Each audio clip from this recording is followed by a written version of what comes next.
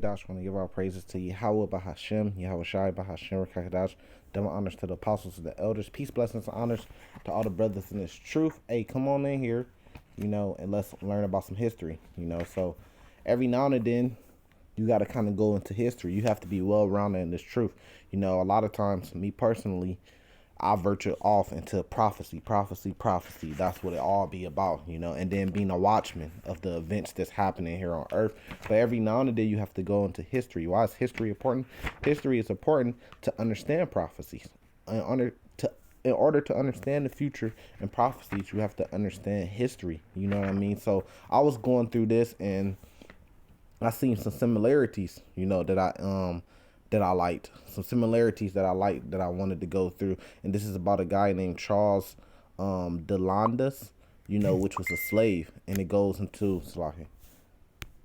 the slave revolts and different things like that.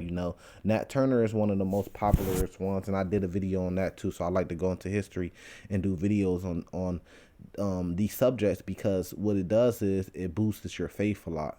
It's a big faith booster and your knowledge on that. So we're just going to go through, and this might be kind of boring, but if you are able to be edified, then it'll help out a lot. So let's go through it and read. So Charles Delandus, right? It gives the time 1789 to 1811. He says was one of the slave leaders. A slave revolt that began on January 8th, 1811, not too long ago, right? It says in the territory of Orleans, he led more than 200 rebels against the plantations along the Mississippi River. Right now, they say that it's 200, but I didn't hear reports it was 500 rebels. The actual numbers, who knows, but he did lead a lot of slaves that came together. They all came together to fight. It says towards New Orleans, right? So when you get down in the Mississippi and New Orleans, keep this in the back of your mind, It says white planters formed militias and ended up hunting down the rebels, right? And I'm happy that we're going through this, because it brings out that it's not just the government of Esau, because sometimes brothers come into this truth and they think that, okay, it's just the elite that's wicked, but the so-called white man or the Caucasian man or the Edomite man that's on the street, they're not really nothing. They're not really wicked. It's the elites that's controlling. It's not just the elites, man. It's Esau and it's the nation of Edom. It's all of them together. They all going to be punished together, because even if the government didn't come against you to take you down, just like they're going to try to blame something on our whole ministry. They're going to try to do a false flag attack and bring a false account against us, the Hebrew Israelites, for preaching the truth of the Lord. And everybody know we're harmless as doves, right? But they're going to try to do that, right? And it's not just the military or the National Guard or these different officials. It's the people, the militias. They form militias to go against us, man. They're wicked too. Now, when you get that understanding, then you could better understand why Esau, Edom, and his nation is going to be dealt with in the way Obadiah chapter 1 breaks it down here. Let me hold that real quick. Now, let's keep going through it. It says, the slave insurgent killed one free man of color, the commandment overseer or slave driver or Andre Plantation, which started the revolt, and one white man during the retreat from the outskirts of New Orleans. But I want to get to just some of the facts. It says the militia and the army killed 95 slaves, which included the battle. So they said, and I heard reports that the number could have been even bigger than that. But the thing is, it wasn't just the army; it was the militia and the army, which kind of gives you the thought of the movie, the Forever Purge. It wasn't just the army, but it was also militias and stuff like that was fighting against the people of color, which took place on Bernard's. It gives you the plantation and stuff like that. So they raised up, but I want to get to the revolt, the main part. It says the Landis had organized slaves and morons for a revolt in what is now St. John's Baptist Parish. But I want to get to some of the facts, right? Accounts of numbers of insurgents vary from 200 to 500 men. The man killed 2 whites near the beginning of their march and burned down 3 plantation houses and some crops. They fought primarily with cane knives and captured a limited number of weapons, although they had planned on more. So they was going all the way. They said, look, we gonna have to die. They gonna have to kill us because now they was ready to fight, you know. I want to get an account real quick. I'm trying to find my accounts. Right here, this is Second Maccabees. This remind me of Judas Maccabees. This is Second Maccabees, right? And this is what happened with them. You know, so they said that I guess an innocent slave was killed, and that's what caused all this. In Second Maccabees chapter 5, right? It says, I'll just get straight to verse this about Antiochus the king. I get straight to verse 24. It says, he sent also the detestables ringleader Apollonius, right, and an army of 22,000, commanding him to slay all those that were in their best age and to sell the woman in the younger sort. And coming to Jerusalem and pretending peace, did forbear to the holy day of the Sabbath. When taking the Jews keeping the holy day, he commanded his men to arm themselves. So they were innocent. They were just keeping the Sabbath day, and this way he did. And so he slew all them that were going to celebrating of the Sabbath, and running through the city with weapons slew great multitude. But Judas Maccabeus with 9 others thereabout withdrew himself into the wilderness and lived in the mountain after the manner of beasts, and with his company, and who fed on herbs continually, lest they should be partakers of the pollution. So Judas Maccabeus and others, they had that's what we mean when we say you might have to pull off a Judas Maccabeus, because Esau might cause something like this to happen today, where he might come through and start rounding up Israelites, putting them in FEMA camps and slewing them and using guillotines, and this is going to cause brothers to have to retreat. You know, the scriptures talk about, I believe that's 1 Corinthians 4:11, having no certain dwelling place. The scriptures talk about 2nd Ezra chapter 16, make yourself ready and be as pilgrims upon the earth. So you're going to have to be moving from place to place. You're going to have to get into the wilderness during these times, you know, and you're going to have to face your fears if you do have a fear of that. Right now it says, on January 11th, a planter militia led by Cole Manu Audrey attacked the main body of the insurgent of the back of Bernardi's plantation west of New Orleans, right? So it says Mr. Thompson discovered the rebels, who then killed him and then attacked Marion Aubrey and seriously wounded him with an axe. They have many articles which state the younger Audrey has been killed as well. You know, so it was just going back and forth. You know, it went on for some time. Then it says the militia killed about 40 slaves in battle. So there was different battles. And that's why I'm bringing up Second Maccabees, especially stories about Judas Maccabeus, right? Because Judah Maccabees, it says Judas, but it's Judah Maccabees, you know, to show you the similarities, you know, just going through history, you know. It says, here, I want to get straight to the point.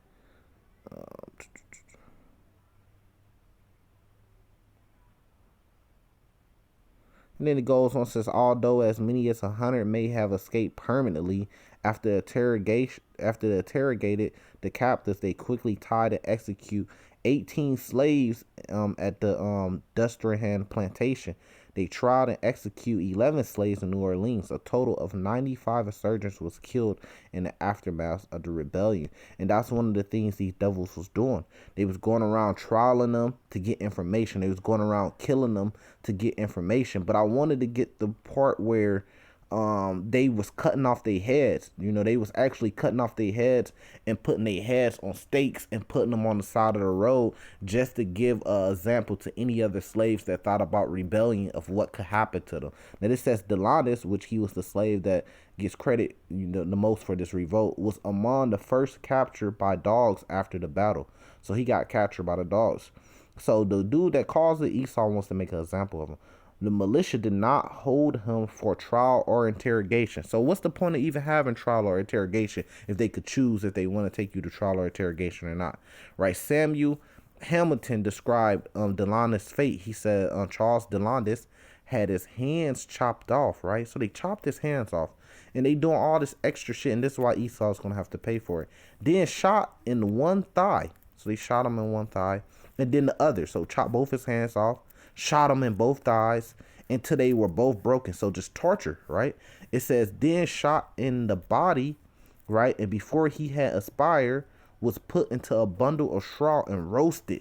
His dying cries sent a message to the others escaped slaves escaped slaves in the marshals. So they roasted him. But there's been reports of, they chopped this, they chopped this Johnson off. We just say it that way. They maimed him or whatever it's called. They chopped that off, and they said that they skinned him, and all that stuff. And they wasn't giving him no painkillers or anything when they did it. So it was very grievous, the things they put him through. And this all reminded me of here. Let me see. Judas Maccabeus that led a great revolt. These slave revolts reminds you, like the same thing with the Nat Turner revolt. It reminds you of the Bible. That's how we know we're the people, because it reminds you of Judas Maccabeus, of Jonathan. I believe his name is Simon. It reminds you of the brothers. It reminds you of their father Metathesis. It reminds you of that. If you go to his early life, it says he was born on a plantation. We already got the year and stuff like that. He had a slave name. That's by the name of Charles, right? About 16 years old. He was listed as a field laborer, right? Let me see what else.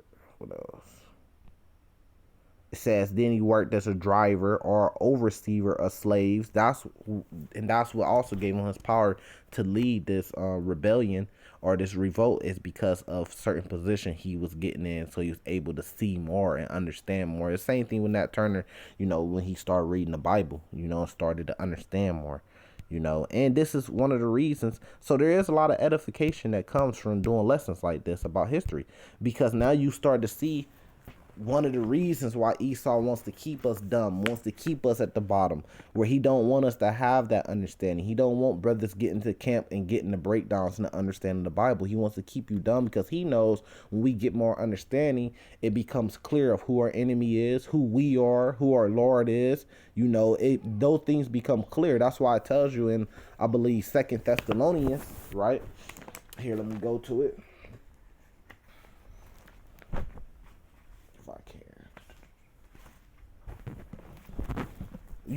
Things started to be revealed to us.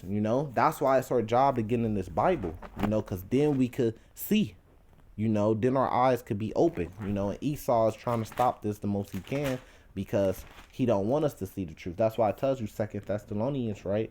Chapter 2. It says, let no man deceive you by any means, for the day should not come except their cover fall away first, and that man of sin be revealed, the son of perdition. So we can start to see who the wicked is, who the man of sin is, the son of perdition, who opposes and exalts himself above all that is called God, or that is worship, so that he as God sitteth in the temple as God, showing himself as God. And we know Esau is the one that shows himself to be God. He's the one that wants to do whatever he wants to do on earth and almost play as if he's God. That's Esau.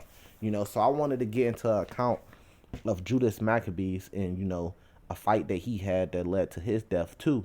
And this is the first Maccabees chapter 9, verse 1. It says, furthermore, when Demetrius heard that Nicanor and his hosts were slain in the battle, he sent Bacchides and Alchemists to the land Judea the second time, and with them the chief strength of the host, who went forth by the way that leadeth to Galagala. It says, and pitched their tents before, and these names is crazy, so bear with me. Massalas, which is in Arbela, after they had won it, they slew much people. So we know that we just read in 2 Maccabees, right, that Judas Maccabeus and them fled, right? They fled into the wilderness, and then they came back and started going to war. After the first month of the humble 50 in the second year, they encamped before Jerusalem, right? For whence forth they removed and went on Berer the 20,000 footmen and 2,000 horsemen. Now Judas had pitched his tents in Elasa, and 3,000 chosen men with him, who seeing the multitude of the other army to be so great were sore afraid. So of course, when you got a lot of numbers like that, you may be afraid, but look what they did. Look how they reacted. Whereupon many covariant themselves into themselves out of the host, insomuch that there abode of them no more than 800 men. Right? Judas therefore saw that his host slipped away, and that the battle pressed upon him. He was sore troubled in mind and much distress, because when it's on, it's on. And sometimes you gonna get fear and afraid. But it says, for that he had no time to gather them together. Nevertheless, unto them that remaineth, he said, let us rise and go up against our enemies, and persevering we may be able to fight with them. It says, but they dehearted him, saying, we shall never be able. Let us now rather save our lives, and hereafter we will return to our brethren and fight against them, for we are but a few. You're like, okay, it's not, we gotta retreat. But Judas said, God forbid that I should do this thing and flee away from them. If our time be come, let us die manfully in our brethren. Let us not stain our honor. So, that's a real man thing to do. A lot of people don't get down like that today. Dying with honor. Like they say the 300, which were the Greeks, but the Spartans, which are a part of the Greeks. But he said, look, let us fight. If it be our time to come, it be our time to come. Let us die. Let us not stain our honor, die with honor. How many men will stand strong like that? It says, with that host of Bacchides removed all of their tents and stood over against them, the horsemen began dividing into two troops, and their slingers and their archers going forth in the host, and they that marched in the forward were all mighty men. As for Bacchides, right, he was in the right wing, so the host drew near on the two parts and sounded their trumpets. They also of Judas' side, even they sounded their trumpets also, so that the earth shook in the noise of the armies, and the battles continued from morning to night, right? So they getting it in from morning to night, battling. The world hasn't really been seeing that lately, but that's about to come back in a big way. Read the book of 2 Maccabees chapter 13, 2 Maccabees chapter 15, 2 Maccabees chapter 16, Matthew chapter 24. A people against a people, nation against nation, kingdom against kingdom, ram against ram. It says, now when Judas perceived that the Bacchides and the strength of his army were on the right side, he took with him all the hardy men who discomfited the right wing, and pursued them into the Mount Azotus. It says, but when they of the left wing saw that they of the right wing were discomfited, they followed upon Judas, and those that were with him heard with him hard at the heels from behind, he chasing after him. Wherefore there was a sore battle, and so much as many were slain on both parts. So they killing each other back and forth. It's a sore battle. Judas also was killed, so Judas ended up getting killed, and the remnant fled. Then Jonathan and Simon took Judas their brother and buried him in the sepulchre of their father in Modin. Moreover, they bewailed him, and all Israel made great lamentations for him and mourned many days, saying, how's the valiant man fallen that believed Israel, right? And it goes back to he didn't want to stain his honor, so he died manfully, because he didn't want to stain his offering, his honor. And that all went back to the rebellion, the revolt that they had during the time, right? And they were under the Greeks and the Romans. The Romans was coming to play. If you read on and on the second Maccabees, it shows the Romans coming into play, the Greeks and stuff like that, just like we're under the same people, the Edomites, to this day, and that caused a lot of different revolts. So, it's just good to go into history to kind of learn some of these stories that makes you get in the Bible and actually read and make comparisons and stuff like that. I'm going to leave it there and say, hopefully it was edifying. With that, I'm going to say salvation to the elect. Shalom.